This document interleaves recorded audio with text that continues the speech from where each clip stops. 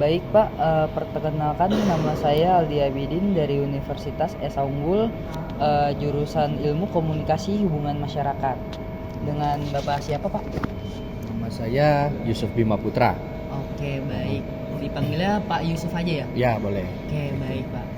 Di sini saya ingin mewawancara Bapak terkait seputar e-tribiliar ini Pak.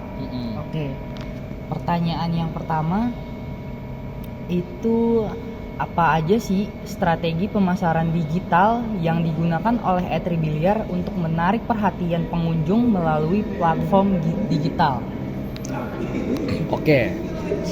Kalau menurut saya ya, yang saya terapin juga di e-tribiliar itu kita menggunakan sistem kayak live dan juga pembuatan konten-konten yang menarik. Nah, konten-kontennya itu juga berupa tentang tentang edukasinya biliar itu seperti apa, dan juga kita mengasih juga informasi kalau di e-tribiliar itu ada apa aja sih, terus programnya juga gimana aja gitu. Tapi kalau di sini agak unik soalnya. Keunikannya tuh kita nggak langsung ngeblas diskon atau promo itu di sosial media yang besar. Jadi kita lebih private untuk ngeblas promo itu lebih private, yaitu melalui WA group. Jadi kita menyasar orang-orang yang marketnya sudah jelas. Jadi kita membentuk kolam-kolam kita tersendiri untuk menjadi target dari promosi kita. Karena kalau misalnya kita melalui sosial media seperti Instagram atau TikTok, itu belum tentu para followers kita itu adalah yang terdekat dan juga dalam radius e-tribiliar seperti itu. Oke baik. Selanjutnya ada nih, mengapa sih penggunaan platform digital dianggap penting bagi e-tribiliar dalam meningkatkan daya tarik pengunjung? Oke, kita di era yang sekarang, karena eranya udah sangat digital ya. Apalagi untuk kebiasaan dari masyarakatnya, hampir 99%, bahkan 95 hampir 99% itu sudah menggunakan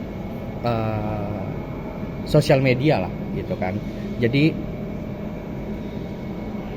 dengan kondisi yang sekarang, kita harus memanfaatkan platform digital karena untuk mempermudah e-tribiliar untuk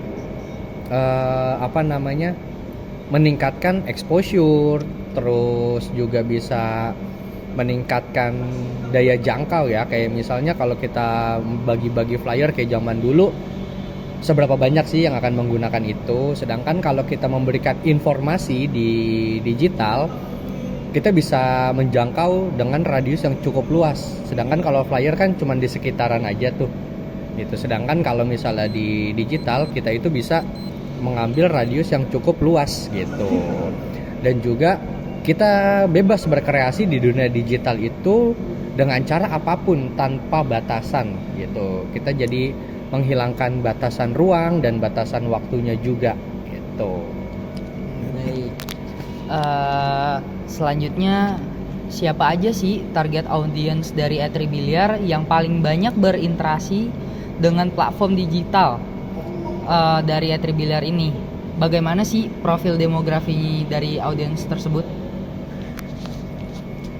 Oke, dari profilnya itu rata-rata umurnya itu dari 15 sampai 35 tahun paling banyak. Tapi range paling banyaknya itu di antara 18 hingga 25 tahun, itu yang paling banyak. Tapi secara keseluruhan dari 18 sampai 35 itu udah cukup banyak juga. Nah, target pasar kita adalah kaum-kaum milenial dan kaum-kaum Gen Z nih, di range yang segitu. Karena apa? Karena mereka masih banyak waktu dan juga banyak kebutuhan di bidang entertain nih, karena mereka juga masih banyak nggak hanya waktu aja sih, dan uangnya juga kan mereka juga masih ada nih. Jadi kita langsung menyasar orang-orang yang seperti itu aja, dan mereka juga masih bisa terbawa juga oleh arus yang ikut-ikutan gitu. Makanya Iya, ikut FOMO dan segala macam. Dan tren biliar ini juga banyak andilnya juga dari sosial media. Kenapa juga biliar ini tetap ada dan tetap rame, itu semuanya juga dari media sosial ya. Jadi kita manfaatkan media sosial ini juga sebagai market yang baru gitu, untuk menggait kaum-kaum milenial dan juga kaum-kaum Gen Z ini nih untuk bisa meramaikan e-biliar gitu. Selanjutnya, di platform digital mana nih e-biliar yang paling efektif dalam menarik pengunjung, dan apa sih alasan e-biliar ini memilih platform tersebut? Kalau secara apa ya, nggak hanya satu sih kalau menurut saya ya. Yang paling efektif itu menurut saya ada dua. Ada tiga malah. Yang pertama itu TikTok, karena TikTok itu memang tidak mempunyai algoritma yang berbeda ya, karena memang untuk mengiklankan sesuatu hal itu tidak terpatok oleh followers gitu. Semakin banyak yang menonton, viewersnya akan terus bertambah gitu. Dengan gimana buat menaikkannya, ya membuat konten semenarik mungkin untuk bisa menggait viewer sebanyak-banyaknya. Itu untuk media promosinya. Yang paling pertama saya pilih untuk meningkatkan exposure nih.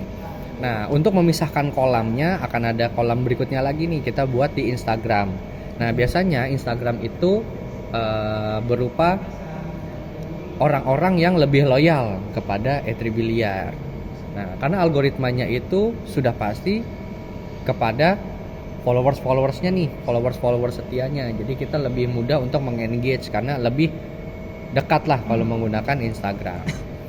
Dan yang paling private-nya lagi, yang paling sudah terverifikasi lah jatuhnya ya, yang sudah paling valid itu di grup WhatsApp gitu. Kita menggunakan sosial media WhatsApp untuk lebih mengengage lagi nih, karena kita bisa langsung berkomunikasi tanpa gangguan lah ya, dan langsung mendapatkan notifikasinya langsung detail gitu. Nah, di grup itu kita juga bisa bercengkrama dan juga bisa tanya jawab secara langsung bersama adminnya gitu. Jadi 3 platform itu mempunyai perannya sendiri-sendiri nih. Untuk exposure dan perkenalan itu bisa menggunakan TikTok, untuk keakrabannya, untuk lebih ke private-nya itu bisa ke Instagram, untuk lebih detailnya kita bisa menggunakan WhatsApp gitu. Baik, untuk pertanyaan terakhir nih untuk Pak Yusuf, kapan momen atau waktu yang terbaik untuk e-biliar melakukan kampanye pemasaran digital guna mendapatkan respons optimal dari pengunjung? Oke, kalau untuk waktu yang paling tepat berarti ya, waktu yang paling tepat itu sulit sih untuk diprediksi ya, karena kebiasaan manusia sekarang, manusia digital ini nggak bisa ditebak. Kadang di siang hari, di sore hari, dan juga di malam hari. Tapi kalau merunut dengan kebiasaan yang awal, paling efektif itu sebelum jam makan siang gitu, dan juga setelah jam 6 atau jam 7 malam ya. Itu karena di malam hari itu ya banyak yang udah kembali dari kantornya, dan banyak juga yang menggunakan sosial media untuk melepas penat gitu. Tapi itu nggak melulu sama ya di setiap platform, dan kadang juga bisa berubah-ubah gitu sih. Oke, baik. Berarti untuk momen atau waktunya tuh tidak ditujukan pada momen tertentu, tapi ditujukan di saat momen-momen yang keseharian lah gitu ya. Bisa sebelum jam makan siang, setelah jam makan siang, sama ya selebihnya seperti itu sih. Oke, baik. Itu saja wawancara saya dengan Pak Yusuf terkait e-biliar. Kurang lebihnya terima kasih.